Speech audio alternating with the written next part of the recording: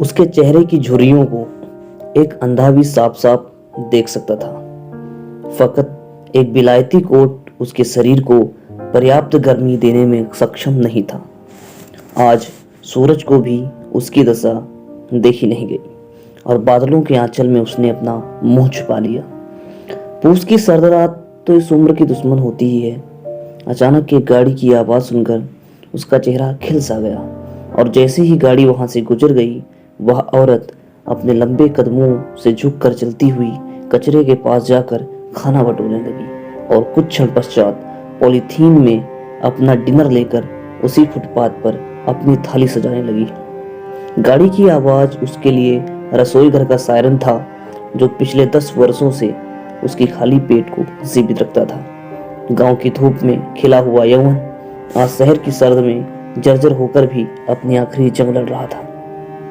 जर्जरता के पूर्व के 2 चरण व्यक्ति को उससे लड़ने के साधन कमाने का अवसर अवश्य देते हैं, परंतु इस अबला की बचपन और यौवन दोनों ने मिलकर परीक्षा ली। लड़कपन में ही शादी होने के बाद कम उम्र में गर्भावस्था का भार और पति दयाल की मृत्यु के बाद बेखसम हो जाना समझदारी की सारी हदें पार कर चुका था। बेटे किशोर को पालने के लिए उसने ताउम्र मजदूरी की और जब बेटा पत्नी वाला हुआ, माँ की दाल रोटी भी उसे भारी पड़ने लगी। शरीर साथ छोड़ने लगा।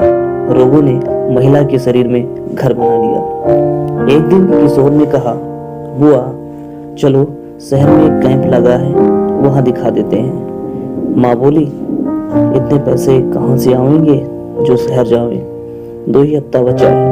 मुल्क में बच्चा हुआ तो खर्चा कहाँ से आवेगा, पैसे जमा रखो, अड़ी गड़ी में काम आवेंगे।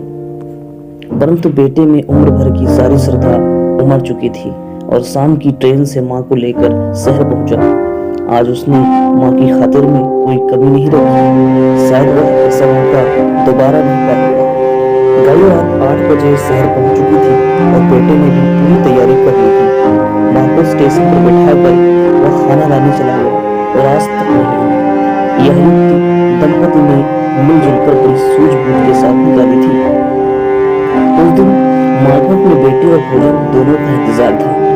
शरीर मजदूरी करने की आज्ञा न दे सका और चौदह ने भी देर न रखी।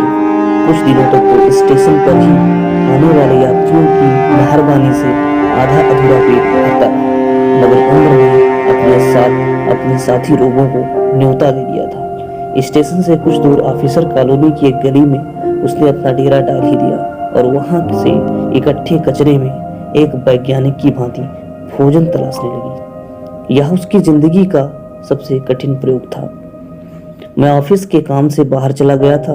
1 हफ्ते बाद जब वापस आया तो देखा कि कॉलोनी में कुछ लोगों की भीड़ जमी थी, जो जेसीबी से महिला का घोंसला उजाड़ रहे थे। एक ही करवट से पड़े रहने से उसके शरीर में छाले पड़ गए थे। शरीर की बदबू ऑफिसर कॉलोनी को दूषित कर रही थी। उसे लोग जेसीबी से उठाकर शहर से बाहर फेंकने वाले थे। मेरे लाख मना करने पर भी इस सोसाइटी के कुछ ओसीडी व्यक्तियों ने इस सामाजिक कार्य को अंजाम दे ही दिया। उस दिन यह विचार मेरे मन को दार्शनिकता की ओर ले गया। मृत्यु का समय पर आना भी बहुत जरूरी होता है। आज भी माँ के प्राण अपने बेटे का इंतजार कर रहे थे। उस कचरे की जिंदगी में भी उसने अपनी जिंदगी की जंग जारी रखी।